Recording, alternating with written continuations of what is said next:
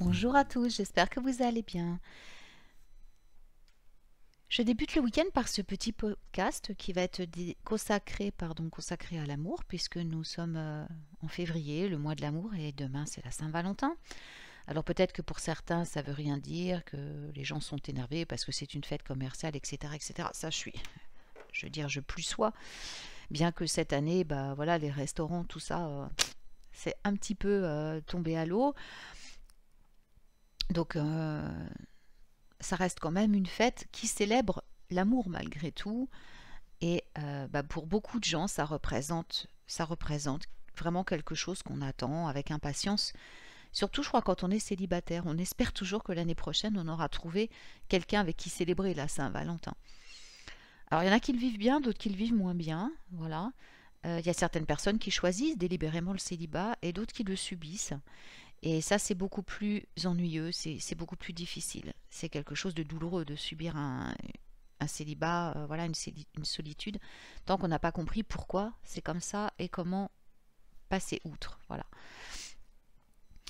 Alors, il faut que vous sachiez quelque chose, je ne sais pas si ça va vous rassurer ou pas, mais il y a une chose qui est primordiale, c'est qu'il n'y a qu'une seule personne au monde à qui vous devez plaire et c'est vous-même. Vous n'avez pas à plaire, à séduire une autre personne. La seule personne dont vous devez être fier, dont vous devez tomber amoureux, c'est vous. Parce que c'est grâce à ce comportement que vous allez avoir envers vous-même que vous allez attirer l'amour à vous. Il n'y a pas d'autre façon. On a beau tourner, explorer, retourner ça dans tous les sens. La seule façon d'attirer à soi un amour sincère, véritable, qui va nous rendre profondément heureux, c'est d'abord de tomber amoureux de soi-même. N'y voyez là rien de narcissique ni de prétentieux. Hein. Quand je dis tomber amoureux de soi-même, ça veut dire apprendre à se respecter, à respecter son corps, à respecter ses dons, ses qualités, même si parfois on se dit ah bah je sais rien faire, j'ai pas trop de qualités, je sais pas ce que je sais faire. Non, non, on a toujours des qualités et des valeurs et des dons. Nous naissons tous absolument parfaits et dignes d'amour. Et quand nous sommes enfants, nous avons de l'amour à profusion. D'abord par nous-mêmes, le bébé s'aime profondément lui-même, il prend soin de lui, il sait réclamer quand il a faim, il sait réclamer quand il a soif, il sait réclamer voilà, pour ses besoins. Et puis après, c'est les parents qui semblent prendre le relais. C'est-à-dire que l'enfant va accueillir l'amour de ses parents. Il va se dire, ah bah chouette, on m'aime et tout, c'est chouette, je vais voilà. Et en étant adulte, il va continuer à rechercher cet amour à travers une autre personne. Et c'est là qu'est l'erreur. En fait, on ne devrait pas chercher l'amour dans une autre personne. L'amour devrait venir de nous-mêmes. Mais il y a tellement de paramètres qui font que beaucoup de gens n'arrivent pas à trouver cet amour en eux, n'arrivent pas à se rendre compte à quel point ils sont beaux, à quel point ils sont méritants d'avoir de l'amour, parce qu'ils ont été esseulés, parce qu'ils ont été délaissés, abandonnés, dénigrés, peut-être violentés, reniés, mal aimés. On les a critiqués, on leur a reproché d'être tel ou tel comportement. Ce qui fait qu'en fait l'estime de soi a disparu. Pour beaucoup. Qu'est-ce qui s'est passé avec l'effet miroir, donc ce qu'on peut appeler aussi la loi d'attraction? On attire quelqu'un qui va venir nous aider dans cette guérison profonde dont on a besoin pour guérir ses blessures. Donc on va attirer quelqu'un qui a eu quasiment les mêmes traumatismes, ou alors qui est là pour nous montrer ce qu'on est devenu, ou ce qu'on désire chez l'autre, et ça va nous permettre de le guérir, de le soigner. Dans chaque rencontre, dans chaque partenariat que nous vivons, il y a une forme de guérison profonde. Souvent, il arrive que les gens m'écrivent et me disent « Oh là là, Ah, je sais plus quoi faire avec mon... Bon, c'est souvent des femmes, hein, j'avoue.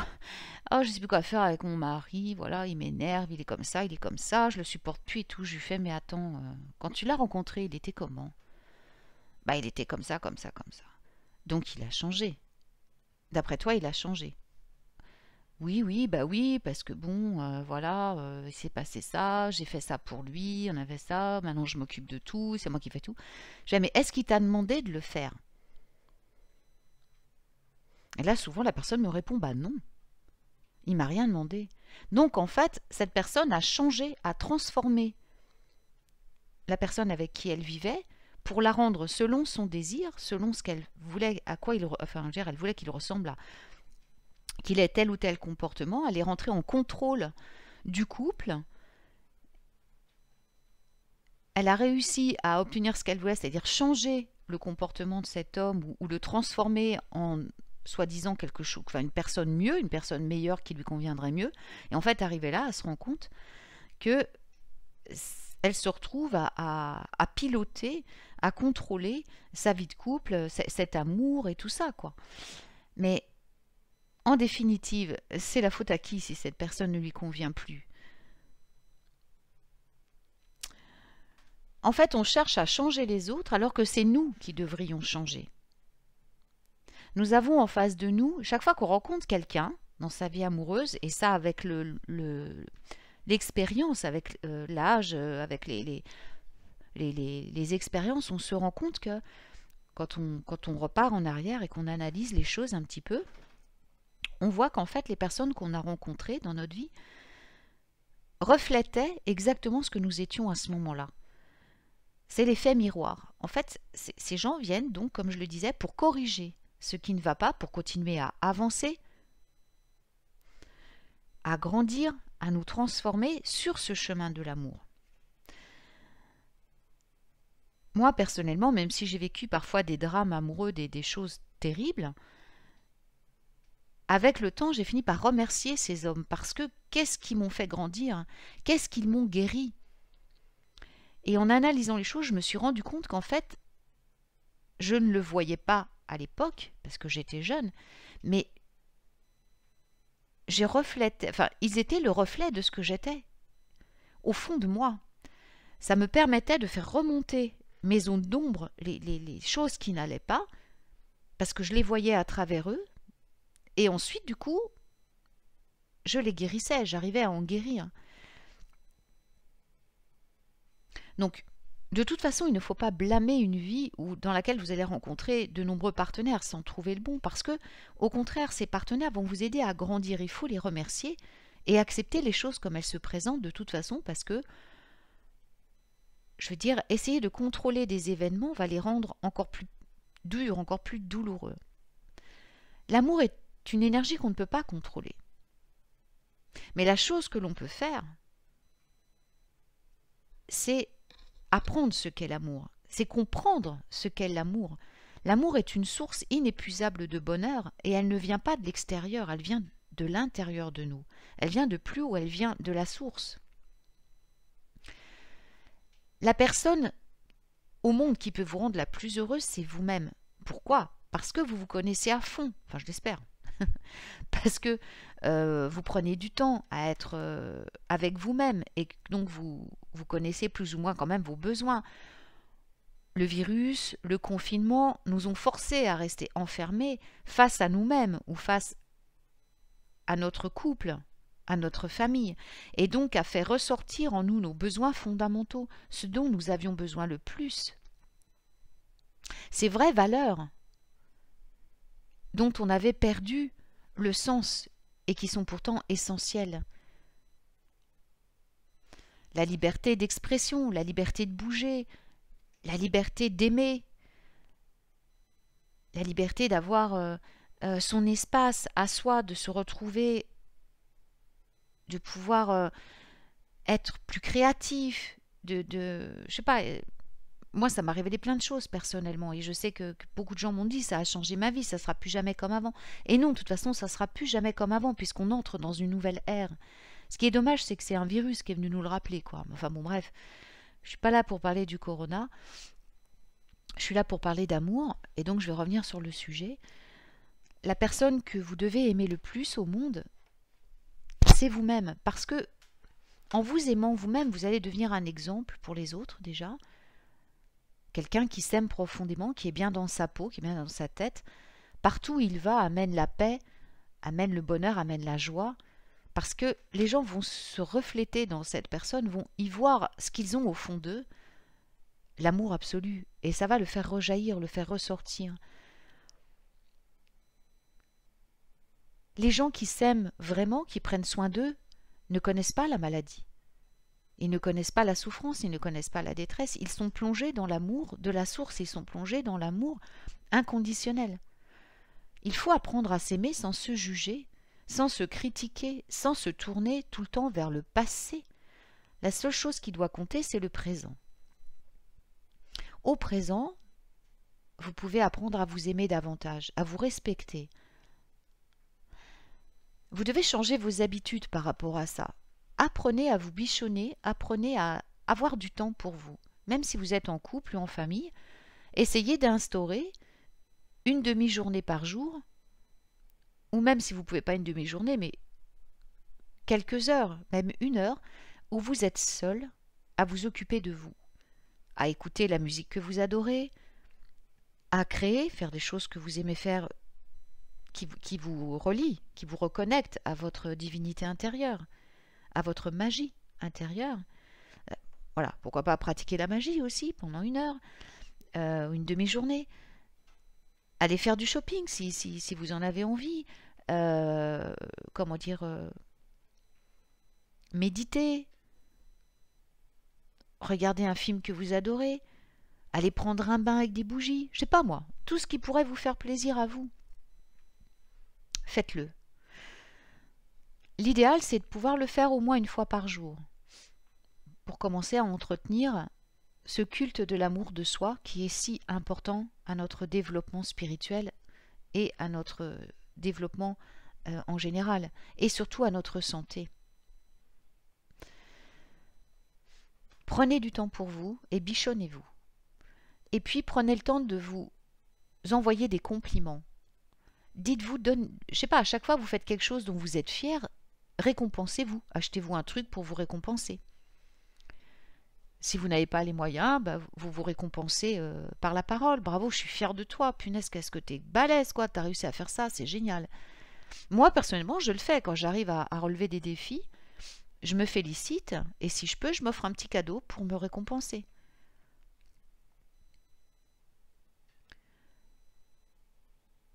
Apprendre à s'aimer, c'est quelque chose qui doit être naturel.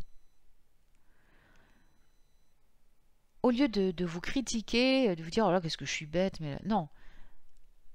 Remplacez ça par « Je fais de mon mieux, c'est déjà pas mal ». Vous ne devez pas vous juger, vous ne devez pas vous critiquer sans arrêt. Et surtout, vous devez vous aimer tel que vous êtes, également physiquement. Vous avez des kilos en trop, ça va que les bloquer. Hein. Si vous ne vous aimez pas tel que vous êtes, les kilos ne partiront pas. C'est sûr et certain. Vous créez un blocage. Donc les kilos ne s'en vont pas. Au lieu de vous dire ah bah voilà, je suis pas très jolie, dites-vous au contraire que jour après jour, vous gagnez en beauté, vous devenez de plus en plus beau. Inversez les choses. Demandez à l'esprit infini d'inverser les choses. Votre potentiel spirituel est infini. Vous êtes illimité en tant qu'esprit divin. Vous pouvez tout faire de votre corps, de votre temps. Vous pouvez tout faire. Vous pouvez vous transformer physiquement. Le pouvoir de la parole est énorme. Vous ne vous rendez pas compte à chaque fois que vous vous dites des choses méchantes ou que vous vous reprochez des choses, le mal que vous vous infligez. Prenez l'habitude de faire l'inverse. Félicitez-vous à partir d'aujourd'hui. Regardez-vous dans la glace et plutôt que de voir vos défauts, voyez ce que vous avez de beau. Vous avez peut-être quelques kilos en trop, mais vous avez peut-être des cheveux splendides ou des yeux magnifiques. Eh bien, focalisez sur ça. Allez pas focaliser sur ce qui ne va pas. Focalisez sur ce qui va et le reste va disparaître aussi.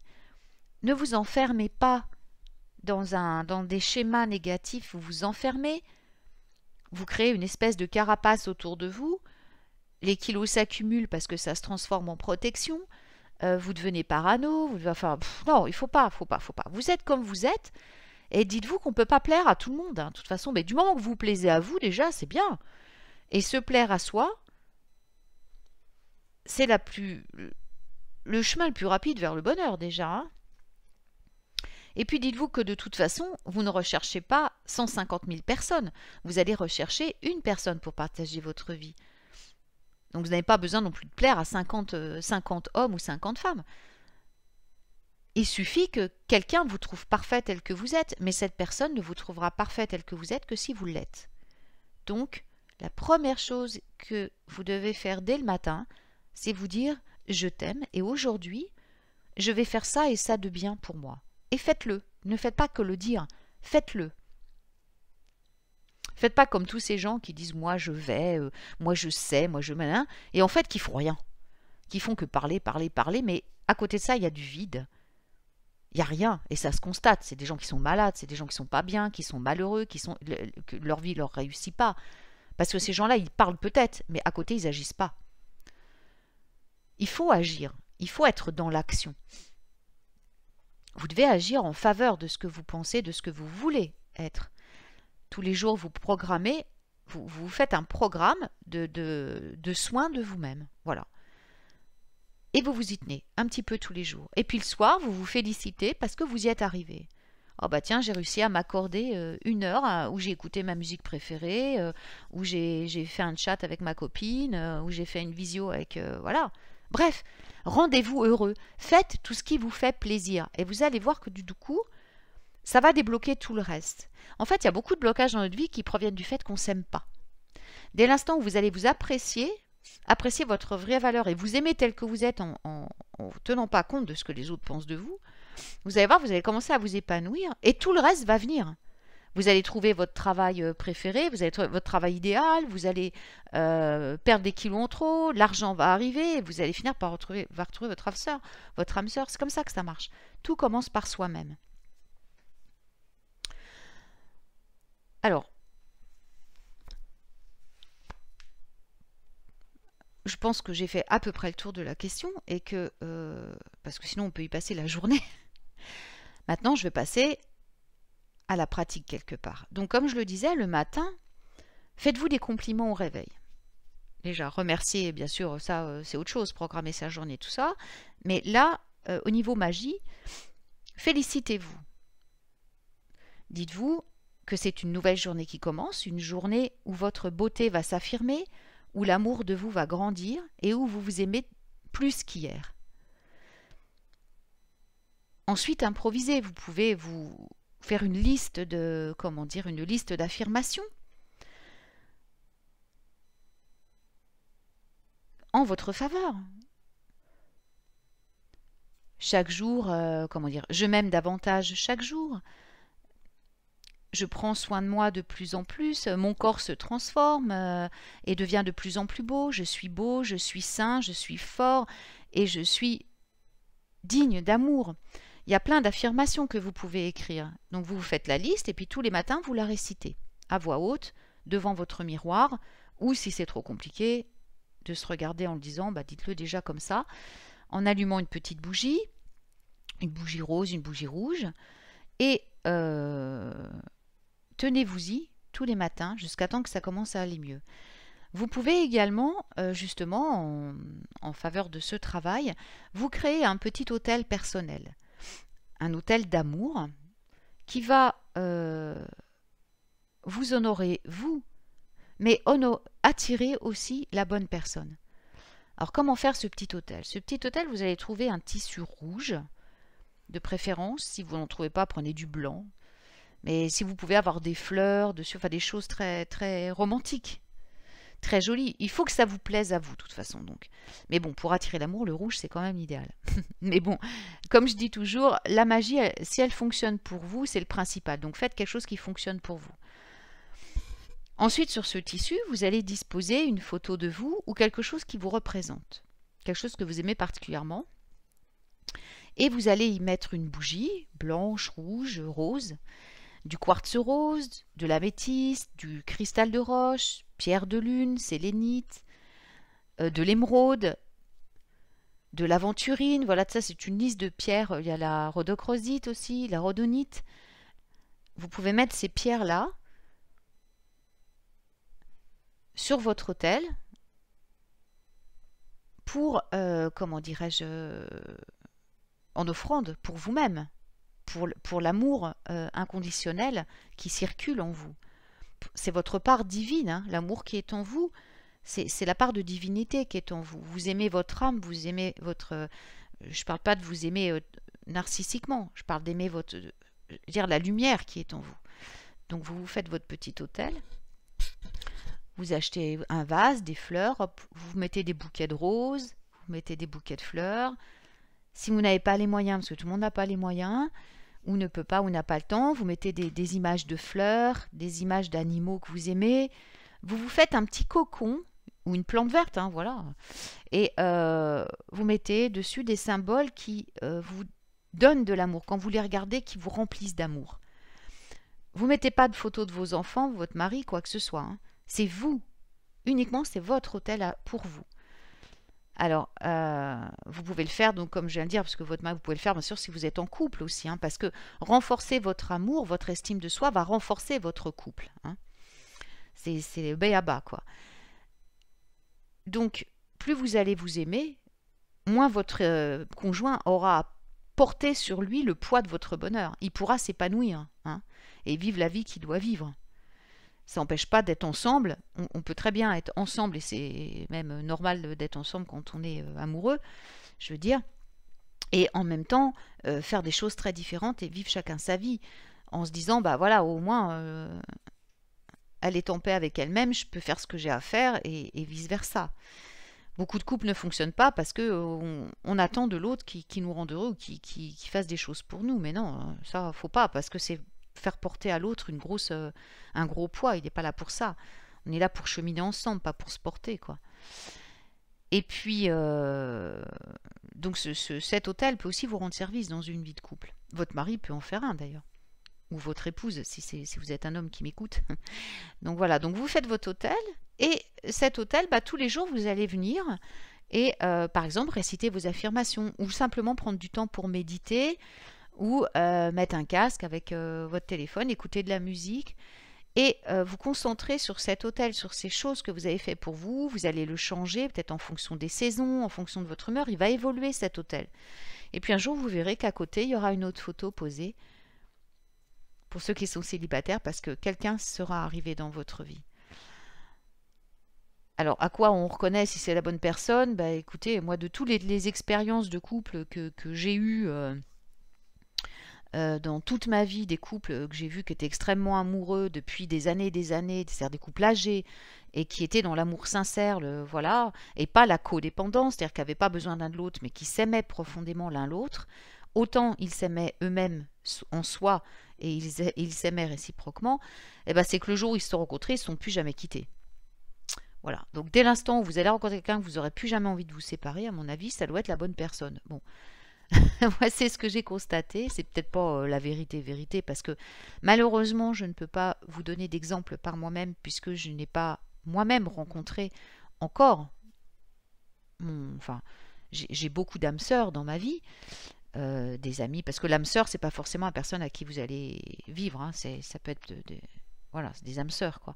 Mais je n'ai pas encore rencontré mon compagnon idéal, et ouais, ça ne me dérange pas plus que ça, en fait. Hein. Moi, j'assume pleinement mon célibat, j'ai beaucoup de choses à faire autrement, et l'amour, moi, bon, ça va. Il circule bien dans ma vie, donc je ne me sens pas forcément en manque Je veux dire, je sais très bien que c'est pas une autre personne qui va me rendre heureuse. Moi, j'arrive très bien à me rendre heureuse toute seule. Donc voilà, donc quand je serai prête, quand ça sera le moment, bah, soit cette personne arrivera, soit bah, je suis faite pour rester célibataire, soit j'ai décidé, je veux dire, j'ai choisi en m'incarnant de rester célibataire, et c'est très bien comme ça, voilà. Il faut aussi accepter les choses. C'est souvent quand on les accepte que ce à quoi on ne croyait plus arrive. Hein, voilà. Il faut lâcher prise. Vous devez lâcher prise tout le temps. Laissez l'univers vous apporter ce qu'il y a de mieux pour vous. Ça, c'est aussi un autre point, parce que vous allez dire, oui, alors voilà, cette personne me plaît, j'aimerais être avec elle. Oui, mais vous n'êtes pas sûr que c'est la bonne. Hein. Déjà, si vous n'êtes pas ensemble, c'est que c'est pas la bonne, à mon avis. Hein. Parce que sinon, vous seriez tous les deux. Voilà. Après, il y a des gens qui ne sont pas faits pour vivre ensemble 24 heures sur 24. Il y a des gens qui sont très heureux en couple en étant chacun chez soi. Et c'est pas plus mal, hein. Il n'y a pas de règle non plus. Ça ne veut pas dire que vous êtes séparés. Vous pouvez être unis dans votre cœur, mais pas vivre ensemble. Et ça aucun. C'est pas parce que le critère du couple jusqu'à maintenant, ça a été on vit toujours ensemble, on se quitte plus physiquement, je veux dire, que c'est la bonne chose. Non. Il y a des gens qui ont besoin de liberté, qui ont besoin de beaucoup plus d'indépendance que d'autres et qui trouvent leur bonheur en étant chacun chez soi, mais qui s'aiment profondément. J'en connais plein. Et puis c'est très bien comme ça, il n'y a pas besoin de vivre ensemble forcément tout le temps pour être heureux. Mais en gros, votre couple fonctionne et que vous vous sentez bien dans votre tête, que vous sentez l'amour qui circule, bah c'est parfait. Il n'y a pas de règle non plus là-dessus. Hein, ça. Et puis il n'y a pas de règle, on n'a pas besoin non plus d'être en couple tout court pour être heureux. Moi je suis célibataire, je suis très heureuse, quoi. Quand j'ai été en couple à certains moments, j'étais très heureuse aussi. Il faut savoir accepter les choses comme elles sont et puis apprendre à être heureux soi-même. Et c'est beaucoup plus agréable à vivre. Mais n'allez jamais chercher impérativement à être avec quelqu'un parce que vous ne savez pas si c'est la bonne personne. Et bien souvent, il y a des fois, ça se révèle catastrophique. Faire des rituels de magie, c'est de la manipulation déjà, parce qu'on va à l'encontre du libre arbitre de la personne. Vous ne devez pas manipuler quelqu'un pour être avec lui, ni par magie, ni d'une autre façon. Puis rien ne vous dit que c'est la bonne personne. Souvent, ça se révèle catastrophique. Alors que si d'abord vous apprenez à vous aimer vous-même et laisser la loi d'attraction agir, vous allez voir que vos relations vont changer. D'abord les amis, les relations, les amis vont changer. Certaines personnes vont partir, des personnes toxiques, d'autres pures vont arriver. Et puis petit à petit, en épurant les choses, vous allez voir que vous allez vous rendre compte que les gens qui vous entourent sont de plus en plus fidèles à vous-même, sont de plus en plus gentils avec vous, qui vous aiment tel que vous êtes, qui n'a aucune critique, qui passent du temps avec vous et qui aiment ça. Et vous allez vous dire, tiens, il y a quelque chose qui a changé. Oui, vous avez appris à vous aimer. Vous vous aimez, donc les gens vous aiment. Vous attirez des gens qui ils vont avoir plaisir à être avec vous, parce que quand ils sont avec vous, ils vont se dire, voilà, c'est une personne saine, qui cherche rien à me prendre, qui critique pas, qui est pas dans leur... Ils vont prendre du plaisir à être avec vous. Donc, voilà, il faut impérativement apprendre à s'aimer. Voilà. Donc ce petit hôtel, pour en revenir à ça, ce petit hôtel est parfait. Vous allez voir, ça va vous faire beaucoup de bien. Ensuite, au niveau des sortilèges, de la magie, tout ça, si vous désirez faire des sortilèges d'amour, des petits charmes et tout, privilégiez toujours le vendredi, la lune croissante, si vous voulez attirer à vous, la lune décroissante, si vous voulez repousser. Prenez garde au vide de course, hein, ne pratiquez pas la magie quand la lune est entre les signes, parce que ça peut avoir des effets inverses, catastrophiques, donc ne le faites pas. Je parle de la magie, hein, je ne parle pas de tous les jours, hein, juste quand vous pratiquez la magie. Hein. Vous pouvez vous marier en vide de course, hein, on s'en fout. Je connais des exemples, ça n'a rien à voir. Mais par contre, des actes magiques, ça c'est important, ne pratiquez pas d'actes magiques pendant la lune en vide de course. C'est très... ça peut avoir des conséquences tout à fait inverses et épouvantables, donc ne le faites pas. Et comment dire, si vous voulez au contraire vous débarrasser de certains obstacles que vous avez en amour, eh bien faites-le en lune décroissante. Hein. Vous pouvez faire vos vœux d'amour en nouvelle lune, bien sûr, et vous pouvez travailler avec les anges de l'amour. Il y a des anges qui sont vraiment spécialisés dans l'amour, donc il n'y a pas besoin de connaître leur nom, ils sont vraiment assez nombreux, mais vous appelez simplement les anges de l'amour et vous travaillez avec eux. Voilà. Et vous leur demandez de vous débarrasser de vos préjugés, de vous débarrasser de ce qui bloque l'arrivée de l'amour en vous. Vous pouvez, si vous préférez, si vous ne travaillez pas avec les anges, alors je répète encore une fois que les anges n'ont rien à voir avec la religion, parce que j'ai toujours des gens qui disent « Ah, mais moi je ne suis pas chrétien ». Je suis mais les anges ne sont pas chrétiens, ils n'ont jamais été chrétiens, ils appartiennent à aucune religion. Donc il faut arrêter avec ça. Les anges sont des êtres de lumière, ce sont des entités, des énergies lumineuses qui n'ont rien à voir avec la religion, ils s'en foutent. Hein. La religion, c'est sur le plan humain. Tout ce qui est au-dessus, il n'y a pas de... il n'y a que de l'amour, il n'y a pas de il n'y a pas de jugement, il n'y a pas de dogme comme il y a dans les religions. Ça n'existe pas, la religion, là-haut. Hein. Donc, vous pouvez travailler avec les anges, vous pouvez aussi travailler avec des déités, Aphrodite, Eros, Angus, Unag. Voilà, il y a des tas de déités aussi, hein, des déités qui appartiennent aux esprits des éléments, des déités qui appartiennent, enfin, ou des maîtres ascensionnés, ou voilà. Faites ce qui va le mieux répondre à votre âme, à votre instinct. Suivez votre instinct, comme pour tout en magie, vous suivez votre instinct, voilà. Et surtout, le plus important de tout, lâchez prise. Laissez faire. Vous faites vos vœux, vous demandez, vous agissez, et ensuite, pof, vous laissez. Vous n'y pensez plus. Vous continuez à agir en ce sens, c'est-à-dire à faire vos affirmations, à vous occuper de votre petit hôtel, mais vous ne pensez plus à la façon dont ça va venir. Parce que si vous ne savez pas comment ça va arriver, l'univers, lui, le sait parfaitement. Et en général, il a les meilleurs outils pour le faire, il a la meilleure façon de le faire. Donc laissez-le faire à son idée et vous contentez-vous de faire vos affirmations et de continuer de focaliser sur votre objectif. Mais pour le reste, ça c'est pour tout pareil en magie. Pour ce qui est du fonctionnement, de comment ça va arriver, de quelle façon ça va arriver, de quand ça va arriver, c'est l'univers qui décide. Voilà, vous ou les anges, ou voilà, vous vous occupez de rien. Et c'est super reposant, vous pouvez me croire.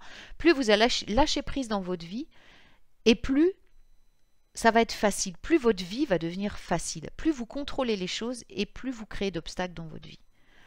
Et pour l'amour, c'est la même chose. Demandez, acceptez, ouvrez votre cœur pour accueillir l'amour, et vous n'avez plus qu'à attendre que ça arrive. Voilà, en faisant d'autres choses en attendant, mais en laissant l'univers vous apporter la bonne personne. Ça paraît simple quand je le dis, c'est vrai que bon, il y a beaucoup de gens qui luttent pour ça parce que l'humain contrôle, veut toujours contrôler les choses. Mais franchement, une fois qu'on a compris le principe de lâcher prise, je peux vous dire que qu'est-ce que c'est reposant, puis votre vie, qu'est-ce qu'elle change. Donc, apprenez à lâcher prise, ayez confiance. De toute façon, on ne peut pas pratiquer de magie si on n'a pas confiance. D'abord en soi et ensuite dans les énergies qu'on appelle. Hein. Et sans confiance, on ne peut rien faire en magie, hein, parce que tout dépend de ça, justement, de la confiance, de la foi que vous avez. Donc voilà, bah écoutez, j'espère en tout cas que ce petit podcast vous aura été utile. Pour ce qui est des sortilèges, des charmes et tout, on en trouve j'en ai mis quelques-uns, on en trouve dans mon... Je crois que sur mon site, j'en ai un peu dans ma section grimoire, j'en ai beaucoup plus sur mon blog. Voilà, fiez-vous à des sources fiables, hein, ayez des bonnes sources en magie, allez plutôt rechercher dans les vieux ouvrages que dans les néo-païens qui sortent maintenant, parce qu'en fait c'est beaucoup basé sur la pensée positive, des choses comme ça, et ça peut beaucoup embrouiller votre pratique magique. Je pense que je ferai une chronique sur Witches Radio à propos de ça, de la pensée positive New Age, là, qui corrompt notre magie en fait, qui n'a plus rien à voir avec la magie telle qu'elle est pratiquée depuis des siècles et des siècles. Donc cherchez plutôt dans les vieux grimoires, dans les vieilles histoires, tout ça, dans les vieux ouvrages, hein, voilà. Des références, et puis surtout laissez parler votre intuition, parce qu'un charme d'amour, ça n'a pas à être compliqué. On a besoin de certains accessoires, bien sûr, parce que sinon la magie n'est pas la magie. Mais je veux dire, une simple bougie blanche gravée avec votre intention, ou un bouquet de fleurs, un bouquet des violettes, des roses, des fleurs qui ont une correspondance en amour, vous voyez, des pierres qui ont des correspondances en amour, et ensuite vous vous contentez de mettre votre intention, de leur parler de votre intention, d'émettre votre intention, mais faites-le comme ça vous parle à vous. N'allez pas réciter un truc par cœur qui ne vous appartient, vous n'allez pas y croire. Faites-le vous. Vos sortilèges, vos charmes doivent venir de vos tripes, de votre âme, donc c'est pareil, ça n'a pas à être jugé, il faut que ça vous parle à vous pour que ça marche. Donc faites avec votre cœur et avec votre âme. Voilà. Et bien sur ce, je vais vous laisser. Je vous souhaite une magnifique journée. Voilà, cet après-midi, c'est mon atelier sur les sigils. Et je suis très très heureuse de rencontrer de nouvelles participantes, de revoir certaines qui sont déjà venues à mes ateliers. J'ai hâte. Voilà. Sur mon site, vous trouverez donc en lien des sortilèges, des charmes. Dans la section grimoire, vous trouverez aussi en lien mon blog sur lequel voilà, j'écris depuis maintenant 13 ans, 14 ans sur la magie. Et donc vous pourrez y trouver plein d'astuces, plein d'articles aussi. Il y a même un article sur la Saint-Valentin, sur les origines de la Saint-Valentin, si ça vous intéresse. Allez piocher dedans, voilà, allez lire les articles. En lien, j'ai aussi des sites de mes consoeurs et mes confrères sur lesquels vous pouvez aussi naviguer, qui sont des gens fiables et sérieux. Voilà, ben écoutez, n'hésitez pas si vous avez des questions ou si vous avez des demandes par rapport au podcast. Vous pouvez m'envoyer des messages via mon site par le formulaire de contact. Si vous avez des demandes par rapport au podcast ou alors en commentaire là sur SoundCloud. Ou si vous me suivez sur FB, en MP sur FB, et je me ferai un plaisir de vous construire, enfin de vous parler dans un podcast de ce que vous avez demandé, donc répondre à vos questions. Je peux aussi faire un podcast pour répondre à vos questions, un fax, ça peut être chouette. Voilà, par contre, comment dirais-je, je tiens juste à préciser que je l'ai déjà marqué sur mon site et je ne sais pas si je l'ai écrit sur SoundCloud, mais mes podcasts sont totalement live. C'est-à-dire que j'écris rien avant, c'est tout improvisé. Donc, je ne les ferai peut-être pas dans l'ordre où vous allez me les demander, quoi que ce soit, parce que je travaille donc avec les forces de lumière invisibles.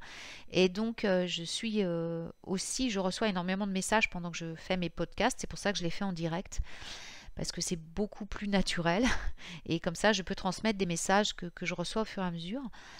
Donc je ferai les podcasts en fonction aussi de ce que les êtres de lumière me disent et dans l'ordre dans lequel ils me le disent aussi de les faire. Voilà, suivant les messages qu'ils auront à transmettre. Très bien, j'espère que ça n'a pas été trop embrouillé. En tout cas, je vous souhaite une magnifique journée, un très beau samedi, un très beau week-end. Et puis, bah, écoutez, à tout bientôt. Je reviens très vite avec des nouvelles, de nouveaux podcasts. J'espère que, en tout cas, ça vous fait du bien et que ça vous fait plaisir. Alors, je vous envoie plein de magie et plein de bonheur et puis passez une très belle journée.